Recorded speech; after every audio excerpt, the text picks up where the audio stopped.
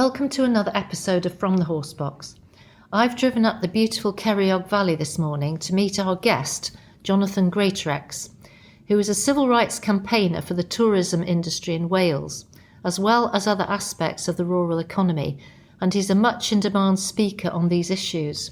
He's also a musician, choral conductor and teacher, as well as a one-time website designer, and so he is highly qualified as our country character this month for you to enjoy listening to. So good morning, Jonathan, and thank you very much for agreeing to be our next guest on From the Horsebox. My absolute pleasure. Good morning, Claire. It's wonderful to be here. It's been very stormy, and I imagine the Hand has been a very cosy place in this January storms. You're absolutely right. It's been just a delight. We really has. We've been sort of snuggled up quite warmly in front of the fire. So yeah, it's been great. So everybody connected with our podcast would feel at home here. The atmosphere is wonderful at the Hand at Llanarmon in North Wales. The rural pub is a very special place. Do you think it's different from the urban experience? I think very much so. I mean, we're certainly the sort of hub of the community, and by that, I mean, we're the unofficial bank, the unofficial post office, the unofficial, sort of sorting office. I mean, we've had all sorts delivered, from fridges to tractor tyres to, absolutely everything. All that sort of happens, and it's really important part of the village. I think it's essential for people to be able to get together, isn't it? Especially in recent times. Is there a story behind the name of the Hand? The Hand, well, it's, if you believe it, I mean, it's a rather gruesome legend of Chirk Castle, which was that the present occupant of Chirk Castle was on his deathbed, and the two sons, no one was quite sure which one was going to inherit, and they had a race, and depending on which version you listen to, it was either the first person to touch the dying father's bed or the castle gates with his hand inherited the estate. One brother fell behind, took out his sword, chopped off his hand and lobbed it at the gate or the bed, depending on which version. I'm not sure whether it's true or not, but anyway, it makes for a gruesome story. Do people ask about that at the bar, or does it make a good conversation starter? Absolutely. In fact, we've got a piece of paper now that we can hand out and sort of give people away to take away with them the legend. So yeah, it's quite good. So you and Jackie, your wife, you head up the team here, and you offer a lovely experience for all your visitors. Are you backed up by the Welsh Government with the tourism agencies, or is there a story behind this? Yeah, I mean, I once famously described Visit Wales as a self-licking ice cream, and Welsh Government pretty much are in the same sort of category, in my opinion, as that. I mean, they are constantly coming up with new and inventive ways to sort of destroy tourism in Wales, from tourist tax that were coming in, or they're trying to bring in a couple of years' time, to everyone driving around at 20 miles an hour. They're bringing in this year visitor registration. It's endless, and from the penal, the way that they're penalising holiday cottage owners. They don't see that, if you own a holiday cottage, chances are that the local plumber's getting work out of that, the local shop, the local pub's getting business out of it. And so, they're certainly not tourism friendly. That's for sure. So you're quite a leading vocalist on these issues. Do you find people flock to you for help? Very much so. Yeah, very much so. I get phone calls on an almost daily basis from people who are frustrated, who are upset, who are in some cases very frightened, because some of the regulations that are coming in are really quite challenging for small businesses, and certainly, just this year alone, in April, we see the recycling, a Business Recycling Act, which is a great thing. I've been a keen recycler, keen environmentalist, and we were the first people to, pretty much that I know of, to ban plastic straws, and everyone laughed at me for doing it, but actually, it turns out I was right. But this Recycling Act that they're bringing in means that all the rubbish has got to be separated, which is fine, on the face of it. But of course, what that means in reality is that if guests put, let's just say, a glass bottle, an aluminium tin can, and a plastic sandwich wrapper in the bin in their rooms, my staff now have got to go through that and go through the rooms and separate this rubbish out, and that really hasn't been thought out. And what happens if there's an insulin injector pen in there?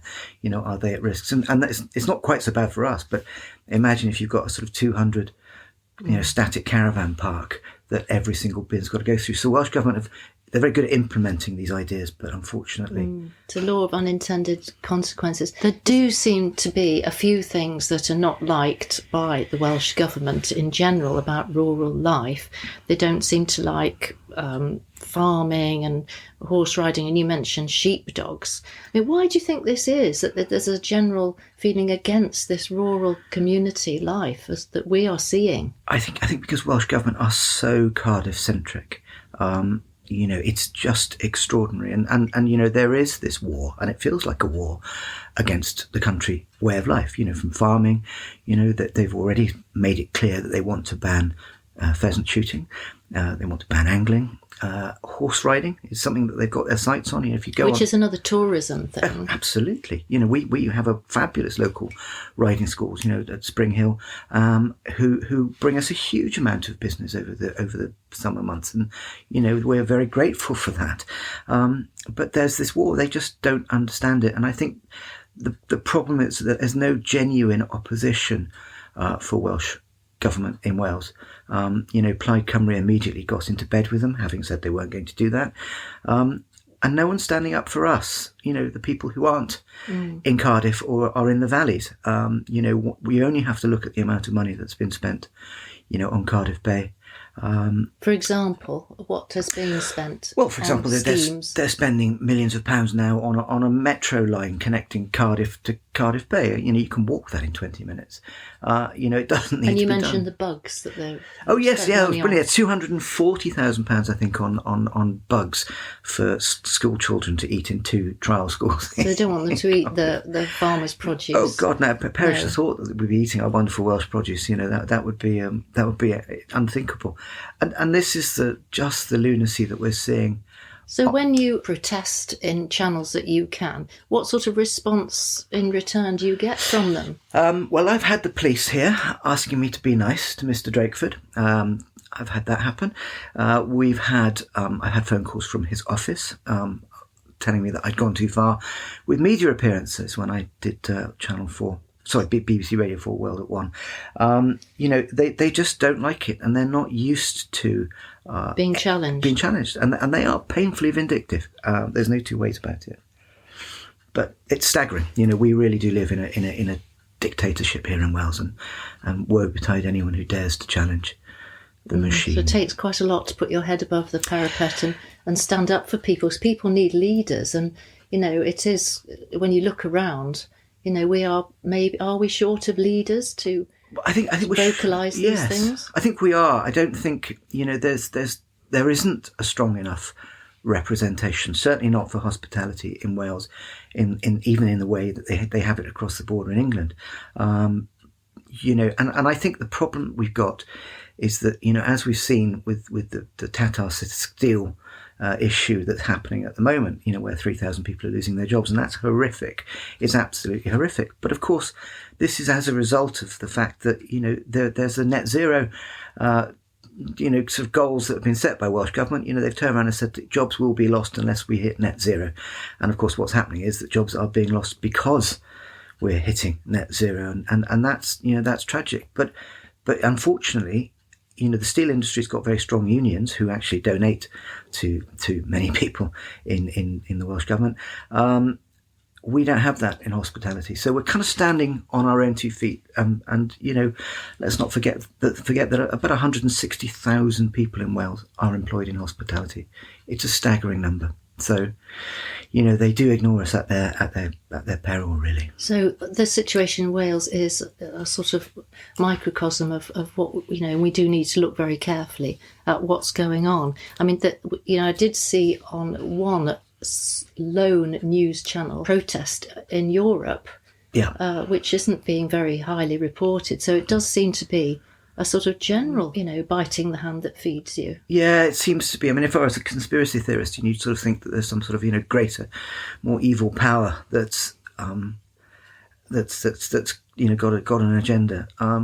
I'm not sure. It certainly seems that way, and it certainly seems as though we are being coerced. I certainly think that net zero was the new COVID, where everyone sort of complied, and it's frightening. So anyway, we'll see. But I'll keep battling for my end either way. We've got to look at some light at the end of the tunnel. I know you're involved in advisory capacity for the tourism trade. You do attend meetings, don't you, in Whitehall? And what can you see that might help? Is there anything that... What the industry is calling for, what we desperately need, of course, is a cut on that, because 20% on everything that we do is just making life unbearable at the moment, and we are being expected to absorb costs ourselves.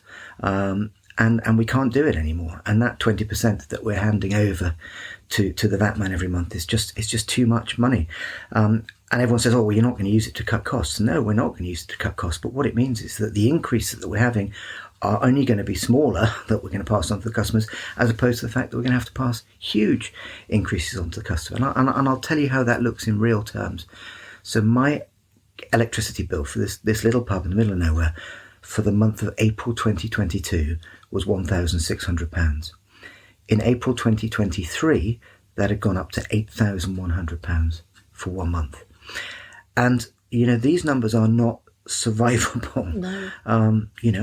I've mitigated, we put in a massive solar system, but the reality is that, the government's got to start waking up.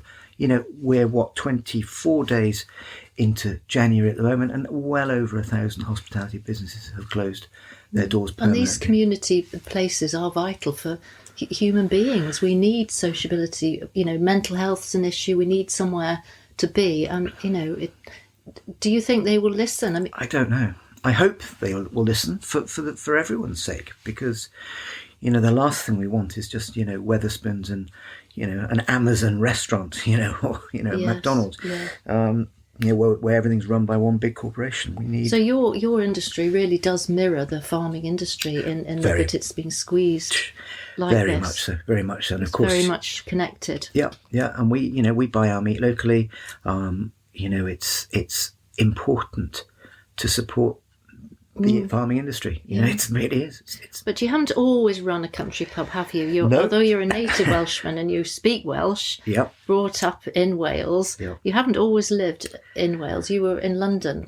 How did that happen? Well, what did you do there? I was 18 and I went to the London College of Music to study, which I did for 3 years, and then I taught music for about 20 years, I suppose. So what instruments do you play? So I was a pianist, an organist and a conductor, choral conductor.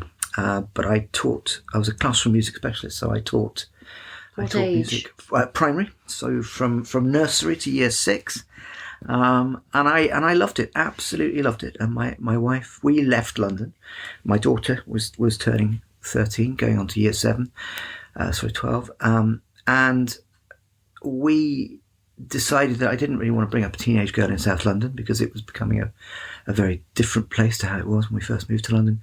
And so we moved back to Wales, back to my family home, which my daughter was furious about, but there we are. So this musical ability you have, is that because you're Welsh, because you have this innate, Welshness? Yeah, I don't know. I think people will say, how did you end up becoming a musician? I think it's probably because I was fundamentally lazy, and I found it very, very easy. It was a lot easier than doing anything more sort of grown up. But were you brought up with the voice choirs then? Yes, so I won a choral scholarship at the age of 10. So I went to Wales, there was boarding school, to Llandaff Cathedral, and then I won an organ scholarship actually to Christ College, where I played the organ and sang in the choir and did all sorts of things. And then, so it's been with me forever. It must bring you a lot of pleasure, that ability. It does. It really does. It's a great thing to be able to do. And I mean, I do it a lot less now, obviously, than I used to do. Does it enter into your wonderful hospitality in pub? Does it come in? Well, it does. It's carols by candlelight on Christmas Eve has become a tradition here at the Hand. It started off with about half a dozen people, and now we get about 60 or 70 people turn up, and a lot of people say it's the start to the Christmas. It fits in very well, doesn't it? It Yeah. all fits in very well. And do you find that your teaching skills are useful in the pub? Crowd control or Dealing with difficult customers. Yeah. Sort of when I have to. Do you get any difficult customers? Oh well, occasionally you get the odd one or two. I mean, you're always going to in any business, but on the whole, we're lucky. Most people come to us because they want to enjoy themselves. I'm not sort of taking taxis or taking parking fines or sort of they're coming here because they want to have a bit of fun. So yeah, it works. It certainly does. Now, there's another section that's interesting too. You also love computers. Yes. And you taught yourself web design. I mean, in the very, very early days of everyone wanting a website, that also came easily to you. Yeah, it was a. I mean, I'd always had a sort of interest in computers, and a friend of mine was leaving teaching to start a business, and he said, "Will you build me a website?" And I said, "I wouldn't have a clue how to do it." And he said, "Well, I bought me this software, which was a thing called Microsoft Front Page back then, and I built this website, and remarkably, and I don't know how, but it worked." And he started recommending me to a few of his friends and clients, and suddenly I was coming home from school at sort of 5-6 o'clock, staying up all night till sort of midnight, writing websites for people, and this sort of grew and grew and grew. Do you still do it now? I do our website, but I don't do anyone else's websites anymore now, and that's it. So how much does all this sort of technology help you in the business, the website knowledge and the social media? How much does it help you now? It's hugely important, because everything now that we do is done on computers. From taking bookings, whether that room bookings, whether that comes in through booking.com or Expedia, or someone just when you arrived this morning, I was taking a booking over the phone, the good old-fashioned way. That's all obviously done by computer. All our restaurant bookings are managed by computers. Our telephone system is managed by computers. Our credit card system goes over so literally everything is now done that way. And certainly social media is a very powerful marketing tool for us. Do you have a sort of big community around the social media? Yeah, we've got quite a few thousand sort of followers. We've got a few thousand people on our mailing list, our email list, and it's a new way of communicating with people. I mean, Do you delegate that, or do you do all that yourself? I delegate a lot of the Instagram stuff to the chefs in the front of house. I tend to do the sort of the Facebook stuff, and certainly the Twitter stuff. That's important as well. Mm-hmm. And that tends to be me. I tend to be Mr. Marketing, I suppose. Marketing is interesting, isn't it? Yeah, it is, and there's always interesting things and avenues. I mean, do you find the coffee and the cocktails dovetails into what you sell? I mean, we tend not to do a lot of. I tend to steer away from cocktails because it's just the bar can be so busy on a busy night. We've just got sort of normal things, but coffee is huge. Yes, I mean, it is. It's massive for us, and I'm a real coffee. Yes, so am I. Yeah. One of the few things I refuse to do is drink bad coffee, and for us it's really, really important. We work very closely with 2 coffee producers, and in fact we actually the hand blend I actually designed myself. We went to an amazing coffee roasters in Liverpool called Joe Black's, and we sat with them and said, right, let's try that, let's try a bit of that, try a bit of that. So we actually came up with the hand blend. Which is what I've just had. Which we've had, yeah. I can recommend it. That's lovely. And we also work with a brilliant company called Riju 42 as well, who they make just the best coffee as well. So those two coffees we're really proud of, and it gives us a little bit of a market edge, I suppose.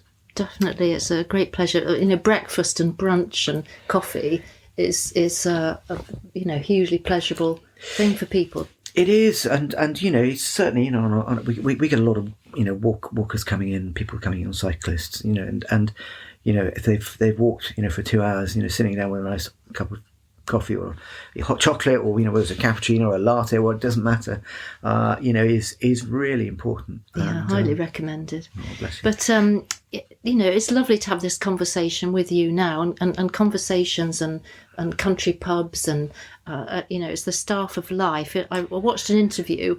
Oliver Reed, I mean, you wouldn't copy everything Oliver Reed does, but he said in one of his interviews, when questioned about his drinking, that, you can find the best people in pubs.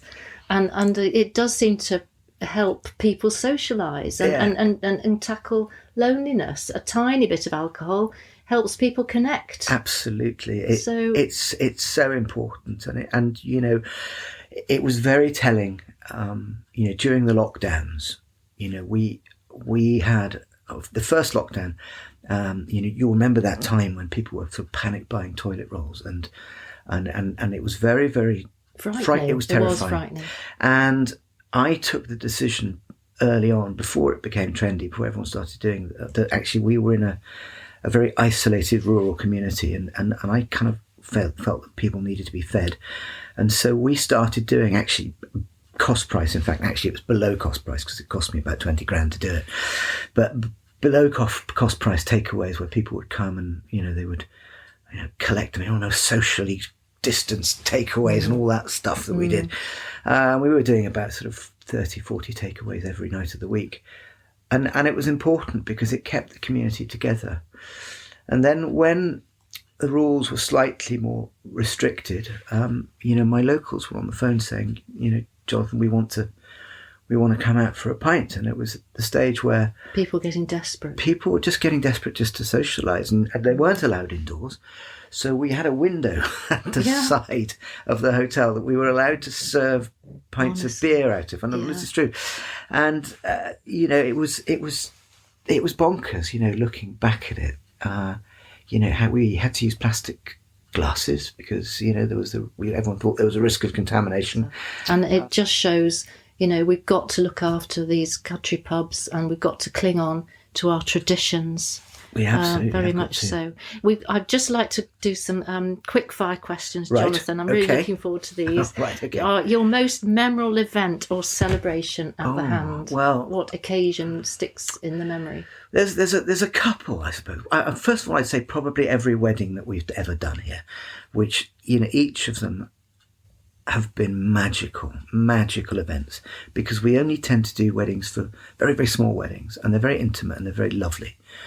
So I'd say every single one of the weddings we've ever done has been magical. I can imagine. And we had the 50th birthday of a member of our staff, Diana, and that was a great event. They had a bucking bronco and they had live music. And what was brilliant about that is that Diana is an interrogator, and her partner Johan managed to keep this as a surprise, which, if you know Diana, was no mean feat. So that was a great one as well. That sounds wonderful. A favourite or most uplifting piece of music, and why? My gosh. Probably my favourite would have to be "I Was Glad" by Parry, because it's just wonderful. It's one of my favourite pieces of music, and I just adore it.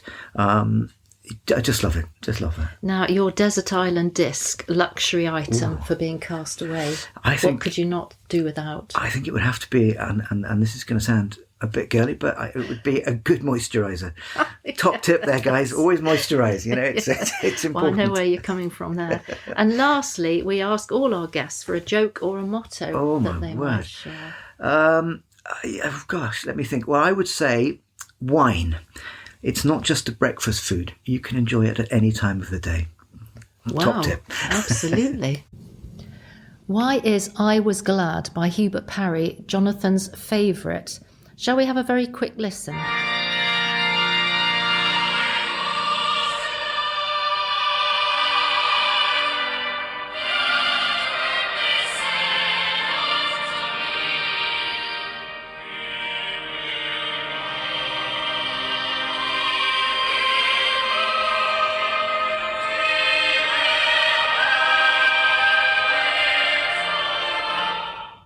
Thank you so much, Jonathan, for such an enjoyable morning. It is much appreciated. And thank you for listening. We look forward to next time when it could be you in the driving seat.